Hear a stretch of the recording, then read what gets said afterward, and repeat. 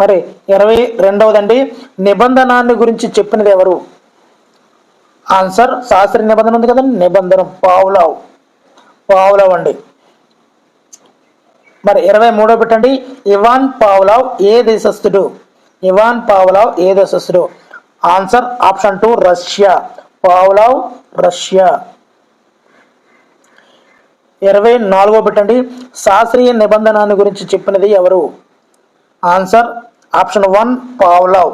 అంటే మీరు ఒకసారి ముందుకి ఇవి వచ్చేసినవే కదా అనిపిస్తుంటాయి, కానీ పక్కనే ఉన్న బిట్ రాకపోవచ్చు, ముందున్న బిట్ వచ్చే అవుతుంది, తర్వాత బిట్ రాకపోవచ్చు.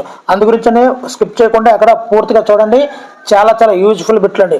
మరి వీడియో నచ్చితే తప్పనిసరిగా లైక్ చేయండి, ఇది ర్యాపిడ్ రివిజన్గా కూడా ఉపయోగపడుతుందండి. 25దండి, పావ్లావ్ తన ప్రయోగాలను వీటిపై నిర్వహించినాడు.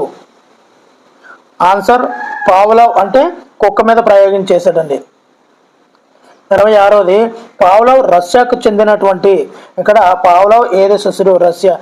రష్యాకు చెందినటువంటి ఏ శాస్త్రజ్ఞుడు? ఆన్సర్ శరీర ధర్మశాస్త్రం. 27దండి, ఎస్ టైప్ సిద్ధాంతము అని దీనికి పేరు. ఎస్ టైప్ సిద్ధాంతము. ఆన్సర్ శాస్త్రీయ నిబంధనానికి ఎస్ టైప్ సిద్ధాంతం అని పేరు ఉందండి. 28దండి, కార్యసాధక నిబంధనాన్ని ప్రవేశపెట్టిన వారు ఎవరు? స్కిన్నర్ కార్యసాధక నిబంధనం అండి, స్కిన్నర్. 29ది, స్కిన్నర్ ఏ దేశస్థుడు?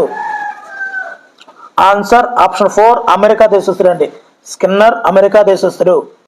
30దండి, కార్యసాధక నిబంధనానికి గల మరో పేరు ఏమిటి? ఆన్సర్ పరికరాత్మక నిబంధనం అంటారండి. కార్యసాధక నిబంధనాన్ని మరో పేరే పరికరాత్మక నిబంధనం అని కూడా అంటారండి. 31దండి, కార్యక్రమయుత అభ్యసనం గురించి చెప్పిన వారు ఎవరు? కార్యక్రమయుత అభ్యసనం గురించి చెప్పిన వారు. ఆన్సర్ ఆప్షన్ 2 స్కిన్నర్ అండి. 32ది, స్కిన్నర్ తన ప్రయోగంలో ఉపయోగించిన జంతువు పేరు ఏమిటి? ఆన్సర్ ఎలుకండి. స్కిన్నర్ ఎలుకల మీద, పావులావ్ కుక్కల మీద ప్రయోగం చేశారు. ఇప్పటి వరకు వచ్చినటువంటి బిట్లో ప్రతిదీ కూడా మీకు టచ్ అవుతుంటుంది. స్కిన్నర్ తన ప్రయోగంలో ఉపయోగించిన పరికరం ఏది? ఇక్కడ పేటికను ఉపయోగించాడండి, స్కిన్నర్ పేటిక. ఇక్కడ ఉపయోగించినటువంటి పరికరం పేరు పేటిక, స్కిన్నర్ పేటిక. నెక్స్ట్ అండి 34ది, పెద్దలను చూసి పిల్లలు నేర్చుకోవడాన్ని ఏమంటాము? చూసి నేర్చుకోవడం అంటే ఆన్సర్ ఆప్షన్ 3 అనుకరణ అంటామండి, అనుకరణ.